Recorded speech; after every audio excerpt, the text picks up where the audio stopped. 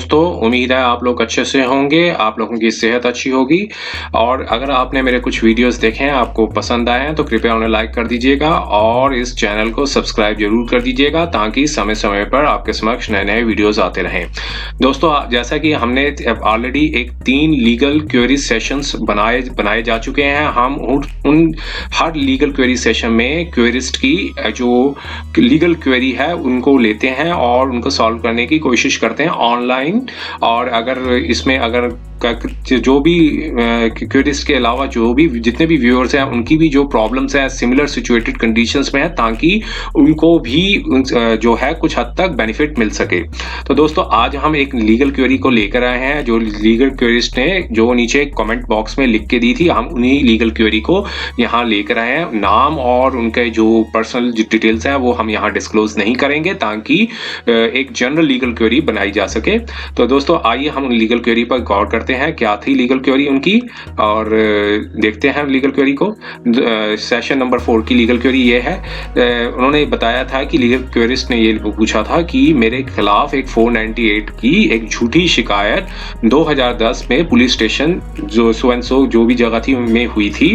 Police ने हमें सलाह दी थी कि बेल करवा लो नहीं तो मैं अरेस्ट करूंगा। इस दौरान लड़की ने 498 की एक प्राइवेट कंप्लेंट कोर्ट में दी। परिवार में भाई बहन माँ सबने बेल करवा ली। प्राइवेट कंप्लेंट तो खारिज हो गई 2-3 साल बाद, जिसका कारण नहीं पता। जो शिकायत पुलिस में दी थी 498 की वह केस चल रहा है। मैं 5 साल कोर्ट नहीं गया, ना ही लड़की आती है तारीख पर। ऐसे में क्या होगा कृपया बताइए।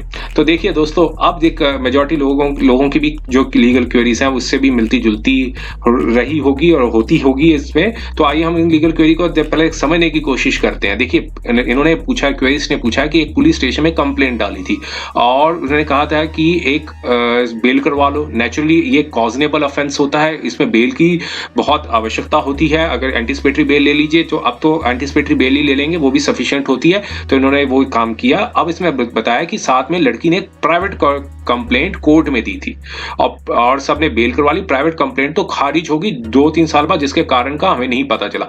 देखिए जो प्राइवेट कंप्लेंट ऑलरेडी एक देखिए अगर आप पुलिस में कोई कंप्लेंट करता है व्यक्ति और साथ में प्राइवेट कंप्लेंट जो है वो साथ मेंटेनेबल नहीं है तो दो कंप्लेंट एक ही जो कॉज ऑफ एक्शन है या एक ही ऑफेंस के ऊपर 2 कंप्लेंटें मेंटेनेबल नहीं है। अब हो सकता है कि जो लड़की ने जो बता रहे हैं कि प्राइवेट कंप्लेंट खारिज हो गई तो इसका मतलब हो सकता है उन्होंने विड्रॉ कर ली और जिससे आप समझ रहे हो खारिज हो गई।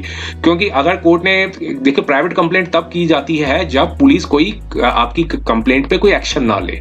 तो हो सकता है कि जब प्राइवेट कंप्लेंट डाली गई हो तो पुलिस ने चार्जशीट है या फिर इन्वेस्टिगेशन चालू कर दी हो तो फिर प्राइवेट कंप्लेंट का कोई वो नहीं रह जाता, वजूद नहीं रह जाता।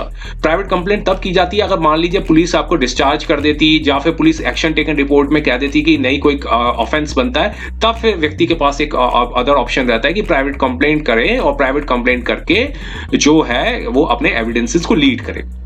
देखिए जो एफआईआर जो धारा डाली जाती है वो धारा 155 सीआरपीसी 154 सीआरपीसी के अंदर डाली जाती है। उसके बाद क्या होता है, एक इन्वेस्टिगेशन होती है। इन्वेस्टिगेशन के बाद क्या होता है, फाइनल रिपोर्ट डाली जाती है।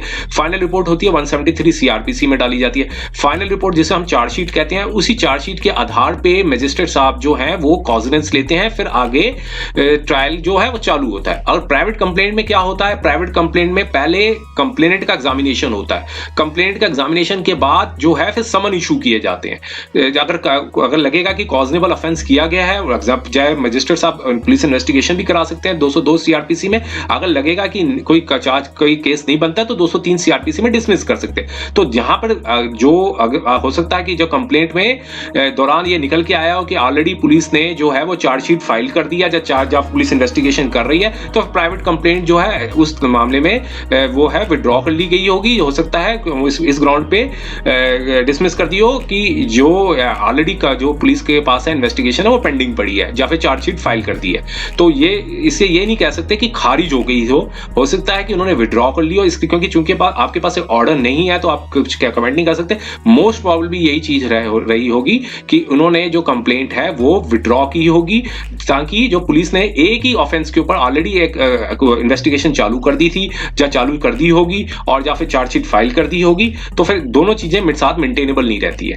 अब आगे आपने पूछा है कि 498 का केस चल रहा है, मैं 5 साल से कोर्ट नहीं गया, ना ही लड़की आती है तारीख पे, ऐसे में क्या होगा? तो देखिए पहले एक बार समझ लीजिए प्राइवेट कंप्लेंट होती क्या, और जो पुलिस केस जो है पुलिस द्वारा जो फाइल किया जाता है जो कोर्ट में, उसमें क्या होता है। देखिए कंप्लेंट केस में मान लीजिए कोई लड़की है, उसका नाम है मिसिस एबीसी, तो वो कंप्लेनेंट हो गई, और जो कोई अक्यूज्ड है जैसे XYZ है तो वो अक्यूज्ड हो गए। तो कंप्लेंट जो है वो दो पार्टीज कौन है इसमें, कंप्लेनेंट एक एबीसी है, और जो अक्यूज्ड है जो हस्बैंड है वो XYZ कह लीजिए, वो अक्यूज्ड है। तो ऐसे केसेस में जो है कंप्लेंट अगर एब्सेंट रहती है तब फिर कुछ जो है कोर्ट है वो मार्क करेगी एब्सेंट, और जो एडवर्स इन्फ्लुएंसेस होगी, एडवर्स एंट्रीज होगी, जो एडवर्स ऑर्डर है वो दे सकती है। लेकिन जो आपका जो केस है वो case instituted on A police report है, तो यहाँ पर क्या है, स्टेट बनाम वर्सेस XYZ होगा। तो यहाँ पर स्टेट जो है वो प्रोसिक्यूशन होगी, जो एबीसी है, जो मान लीजिए जो वाइफ है, जो मिसिस एबीसी जो है वो वाइफ, मान लीजिए वो वाइफ कह लीजिए, जो कोई भी घर का कोई सदस्य है जिसने कंप्लेंट डाली है,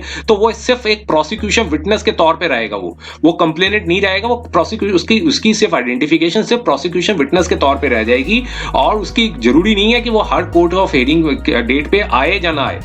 जब अगर प्रोसिक्यूशन विटनेसेस बुलाए जाएंगे, पुलिस को डायरेक्शन दी जाएगी, जब प्रोसिक्यूशन को डायरेक्शन दी जाएगी कि आपने विटनेस लाइए, तो वो प्रोसिक्यूशन विटनेस के तौर पे आएगी।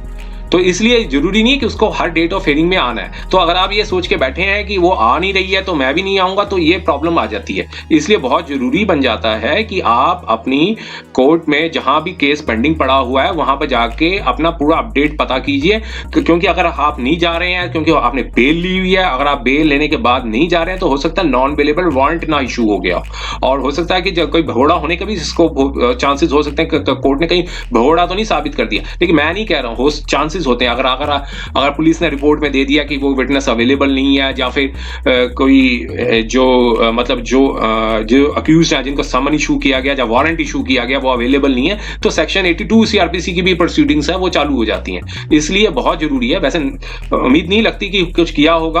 अब ये नहीं बताया कि केस जो है वो इसमें पुलिस, क्योंकि क्वेरीज ने ये चीजें कुछ भी मेंशन नहीं की है कि क्या हुआ, कौन सी स्टेज पे है केस। अगर चार्जशीट फाइल कर दी है तो फिर वो है कि चार्जेस फ्रेम होंगे उसमें, और उसमें अगर आपको चार्जशीट की कॉपी मिल गई है तो आपको चार्जेस फ्रेम होंगे। जाहिर है आपने बेल ली हुई है, तो फिर बेल पे अगर आप लेने के बाद नहीं जा रहे हैं तो फिर जो अगर आपने बेल बॉन्ड है वो कैंसिल हो गए होंगे, और फिर श्योरिटीज हैं वो भी उनको भी नोटिस इशू हो गया होगा। तो इसलिए बहुत जरूरी बनता है कि आप अपने लोकल लॉयर से कंसल्ट करें, और वहां जाके जो कोर्ट की जो अपडेट है, प्रोसीडिंग्स है, उसके बारे में पूरी जानकारी लीजिए। अगर नहीं आ रही है, अगर वो प्रोसिक्यूशन विटनेस नहीं आ रहा है तो फिर उसके अगेंस्ट में जाएगा प्रोसिक्यूशन विटनेस के। तो लेकिन अगर प्रोसिक्यूशन विटनेस को हर डेट ऑफ हियरिंग में आना जरूरी नहीं है, तो इसलिए आप, क्योंकि आप एक्यूज्ड हैं, तो आपका पता करना बहुत जरूरी है कि कोर्ट में क्या प्रोसीडिंग्स हो रही हैं, क्योंकि अगर नहीं जाएंगे तो बाद में आने वाले समय में बहुत दिक्कत भी आ सकती है। इसलिए अपडेट पता करना बहुत जरूरी है। और कहीं आपने उसी रेजिडेंस पे रह रहे हैं तो समन और जो वारंट है वो इशू हुआ होगा, तो इसलिए पूरा जाके अपडेट पता कीजिए। और अगर केस में कोई प्रोग्रेस नहीं हो रही है तो क्वेश्चन के लिए भी आप जा सकते हैं माननीय हाईकोर्ट में, लेकिन स्कोप कम रहेगा क्वेश्चन का। लेकिन जिन लोगों के ऊपर डायरेक्ट एलिगेशंस नहीं लगी हैं, जिनका नाम ऐसे ही इंक्लूड किया गया है, वो बेशक उनका स्कोप काफी ज्यादा रहेगा क्वेश्चन के लिए। लेकिन आपके, चूंकि आपने बताया कि आपने बेल करवा ली है और पुलिस मतलब 498 का केस, जैसे क्वेरीज ने लिखा है कि 498 का केस चल रहा है, मैं 5 साल से कोर्ट नहीं गया, ना ही लड़की आती तारीख पे, तो ऐसे में क्या होगा। तो जरूरी यही है कि अगर आपने बेल ली है तो बेल आपकी इस आधार पे कैंसिलेशन होने के चांसेस लग रहे हैं कि आपकी बेल कैंसिल कर गई हो। अगर कैंसिल हो गई है तो आपको फ्रेश बेल बॉन्ड भरने पड़ेंगे, श्योरिटीज देनी होंगी, उसके बाद ही जो भी प्रोसीडिंग्स है उसमें आपको अटेंड करना होगा। क्योंकि जब तक आपके हाथ में एक्विटल ऑर्डर नहीं आ जाता है तब तक आपको प्रॉब्लम है आपके साथ, और आपको एक्विटल ऑर्डर लीजिए जाए या फिर हाईकोर्ट से क्वेश्चन कराइए। तो इसलिए बहुत जरूरी है कि आप अपने जहां पे केस पेंडिंग है वहां पे जाके कोर्ट की जो केस फाइल को इंस्पेक्ट करवाइए लोकल लॉयर से। तो उम्मीद है ये क्वेरिस्ट का जो प्रॉब्लम थी, जो क्वेरी थी, वो कई लोगों की भी मैच कर रही होगी इस हिसाब से।